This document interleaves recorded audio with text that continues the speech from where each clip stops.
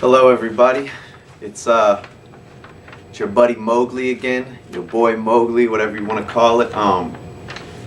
In lieu of past, present, and future events, I was inspired to make this video, and to be honest, I don't even know what this is. All I know is I would say I'm a self-proclaimed anthropologist, and I notice things just as everyone else does, and I think it's always good to talk and just relay information. Now, the one thing I want to get clear is this will be a debatable, controversial video, and when it comes to debates and controversy, I've noticed there never is a winner.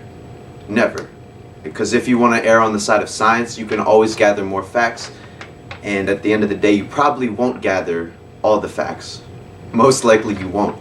For when we take, experimental tests, for example, the one thing we always forget is that they're only testing a certain amount of groups, some very large, right?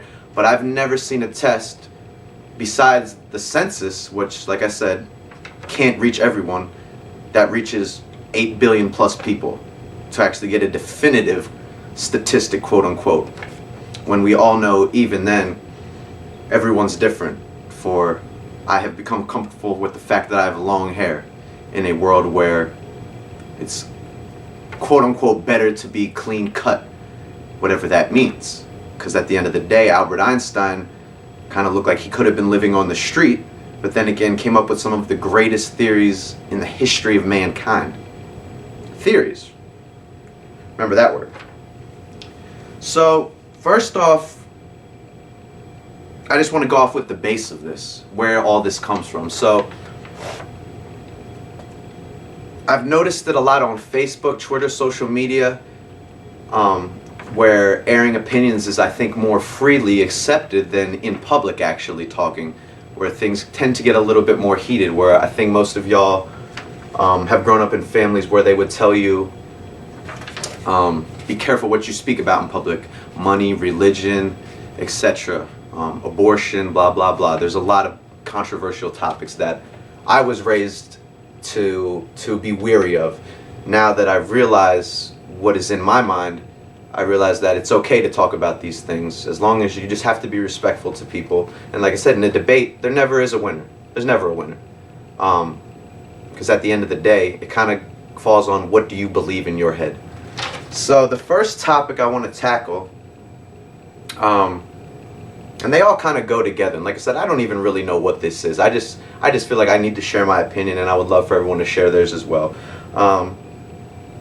For something obvious, obviously I'm wearing Penn State right now, and underneath it, I'm wearing another hoodie. Let me see here. You can see that yellow Nike sign.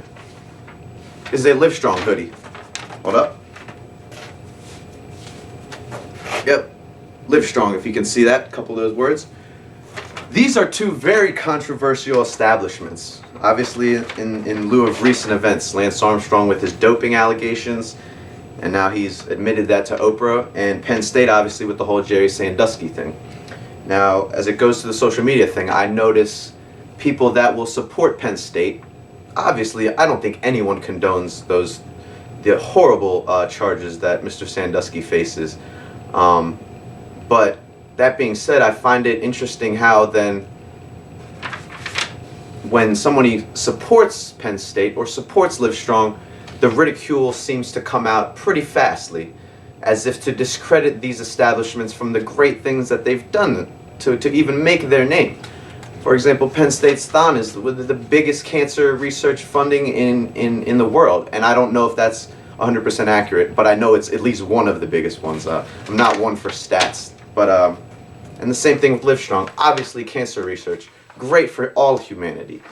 But like I said, these couple little chips in the wood per se tend to lead some people to believe in almost complete and utter evilness.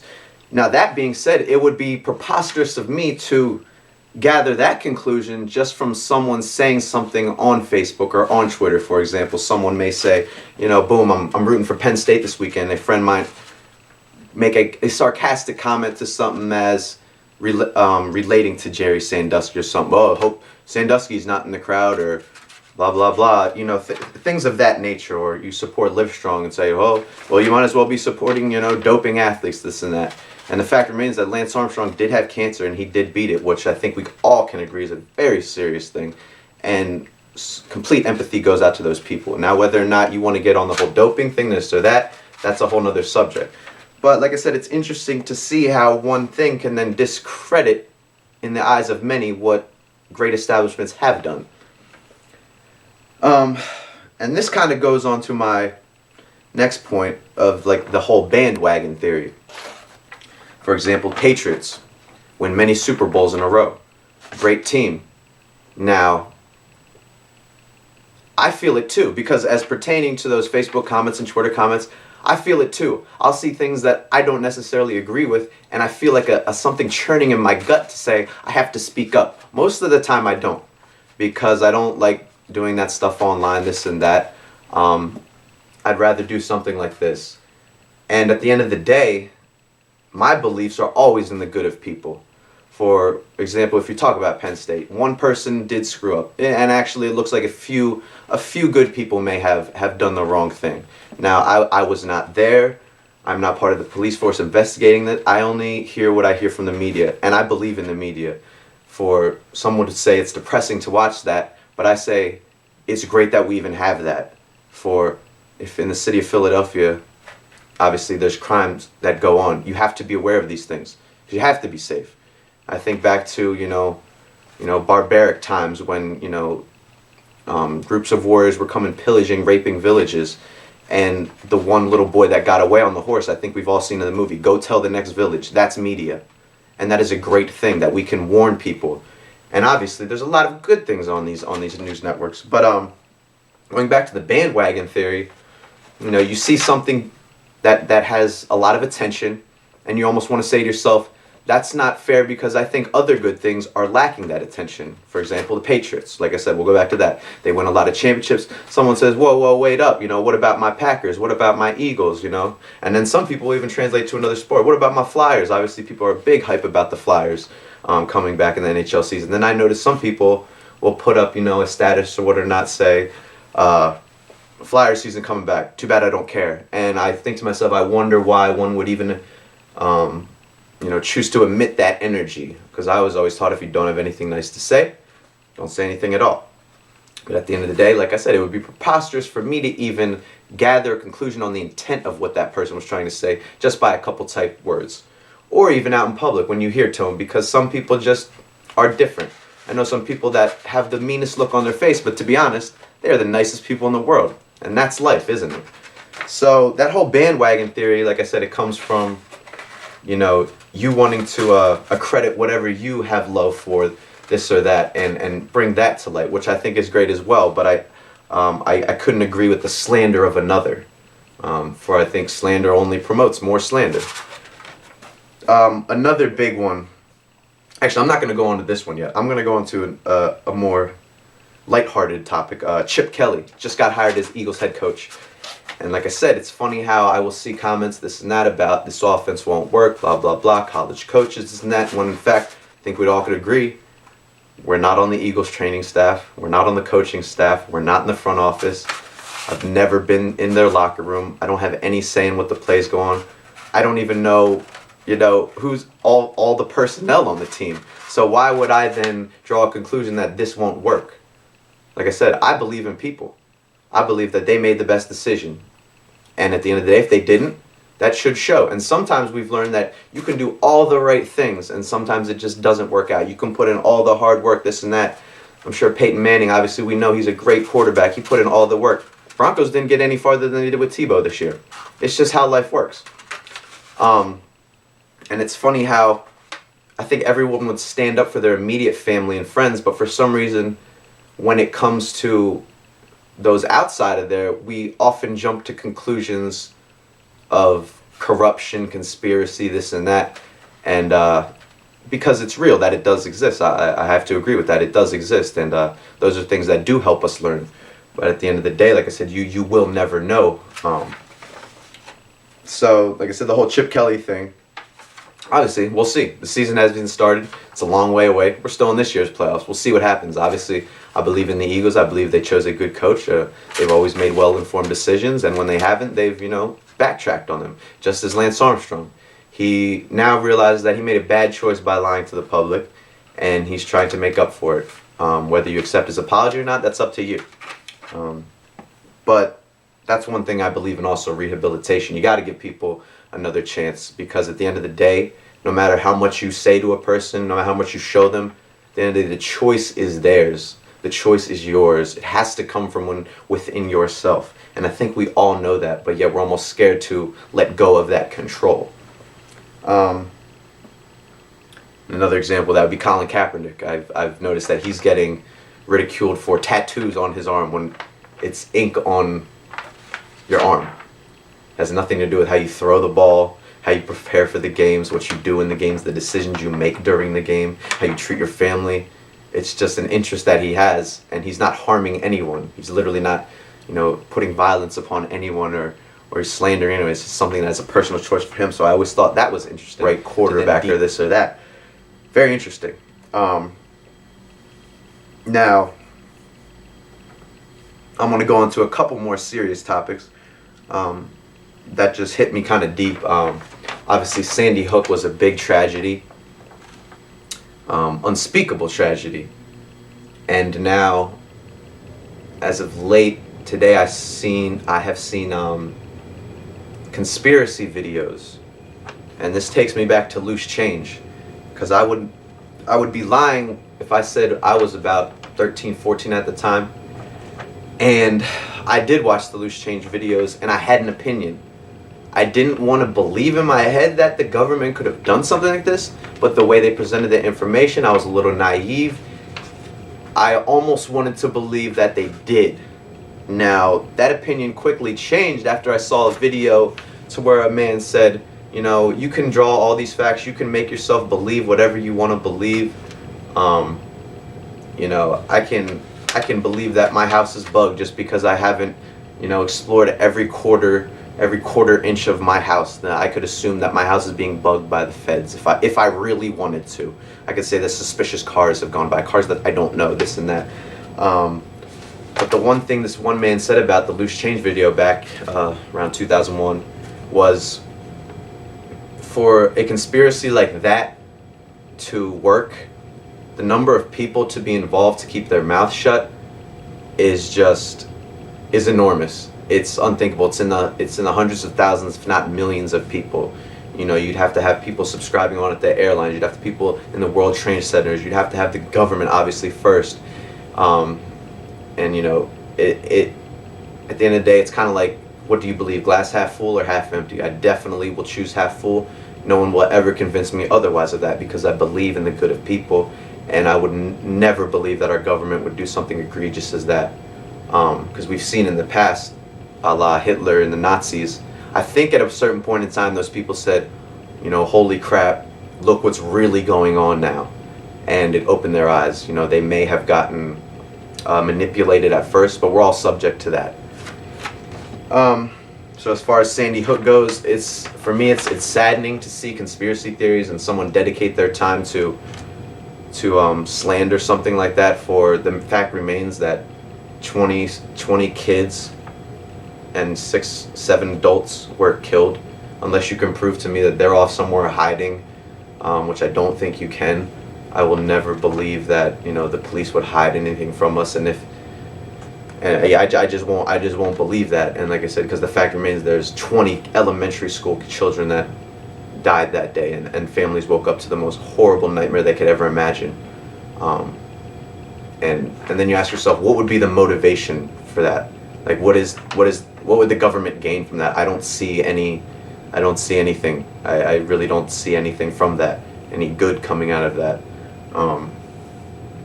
And if you're one of those people that wants to say it's all about the money, I challenge you to say, what do you really believe? Because like I said, if it was your brother, your sister, your mother, I think you would have their back full-fledgedly and say it's not about the money, this and that. And at the end of the day, I don't think money's bad either, because my dream is to get money not for myself, obviously to survive, but at the end of the day, I would like for my children to have a choice whether or not they want to work. You know, at the end of the day, I don't think they could sit still for that long in life. But that'd be cool for them to have that choice. And with that being said, all the money that you get in, I always believe in giving back. Community work, this and that. I've worked for daycares, Salvation Army, Goodwill. I'm looking into Camp Dreamcatcher. Like I said, I just believe in giving back anyways, whether it's monetary or physical labor. So like I said, yeah, when it comes to Sandy Hook and loose change, things like that, I just ask people, to dig deep and say, what do you really believe? Do you believe in the bad of people, or do you believe in the good of people? And that goes to, speaking of, when I hear some people say, it's an effed up world, this or not, or this or that, like I said, what do you really believe it is a messed up world? Because I always believe in change, and I know that to make change, that initial opinion is not the most popular one. I'm going to go to scripture here. Jesus Christ said, I've only ever walked in the light. Why do you come arrest me in the night like a thief? I've noticed that even someone with the most positive things to say about life will still be ridiculed. And for someone to say, well, things will never change, I can't believe that either, because I know it starts with your mind, and it starts with that attitude. And the only way to manifest that is from your mind and your attitude. Gandhi got ridiculed. But he set one of the greatest examples on earth. Violence. I saw Zero Dark 30 the other night, last night to be exact, actually. And while I sympathize with the army and the military and the hearts of Americans, obviously Osama bin Laden, I never would condone anything he did. Horrible, horrible things. We acted in anger, as we do often, and we carry out the same exact things that were done onto us. And I heard this from someone else the other day, saying, you will never be able to see through the eyes of someone else. Some kids will grow up over there hating Americans because of that very fact. Because we don't have all the facts. Like I said, all we know is that he did something very egregious, and then we, in turn, did the same thing back. And I don't think eliminating him from the world, I don't think it did anything. It only promotes the fact that fighting back is okay. So like I said, while I love the military, I love the people, and I love the hearts where they're at, I've even heard army people saying, later down, like, I don't even know what I'm killing for. Killing only promotes killing. And that is my sole opinion. You can take that with a grain of salt, or however you want to view it, because I think we both agree that guns don't kill people, people kill people. It starts with your intentions first. Like I said, it starts with your mind and your attitude. So that basically wraps up all I had to say. Like I said, it's funny how you can see something and feel so personal about it and want to speak out. For me, I feel like this was the best way for me to air some of my opinions. And like I said, in a debate, there's no winner. But I think we can all agree on a couple things in life. We all just want to work hard, and we want to respect others and not hurt others. Now, the challenge always inlays when something bad happens to you. How will you react? I used to think that I would be a person that would purchase a weapon for my house. If I did have a family, I have since then taken that back, because I just don't believe in it, and I believe you have to set an example. Obviously, Jesus Christ set a tenfold example. He never once flinched. He never fought back. He said, "Those who live by the sword die by the sword." And then he just proved that you don't have to strike someone physically to make a point. That being said, even in those contents, religion also has often been used the wrong way. He set a great example, but what happened years later? People came to this country in his name, killing, in the name of Christ, which I know he would never condone. If he was in that room, he would not condone that. He would not condone come over and slaughtering Native Americans, this and that. And even trying to tell someone that because you don't believe in Christ that you are eminently wrong. I definitely don't believe in that, because from what I've heard and things that I choose to believe, he may have very well have gone and talked to the Buddha. And if you obviously listen to some of the things he said, some of the things the Buddha said, very similar. Just that whole, we're all one, let's all treat each other as one and just love each other. And that speaks for every religion. I believe every religion the base of the religion is to believe, have faith, and like I said, just to, if you fall down, pick yourself up and just always do the right thing. So like I said, I'm gonna wrap that up right about there. I have many more things I could say. Obviously, for those of y'all that know me, these are subjects that I'm immersed in and continue to provoke thought in my brain. So hopefully at the end of the day, that's what this did, just provoke some thought. And at the end of the day, I just ask you all, once again, what do you choose to believe? Thank you.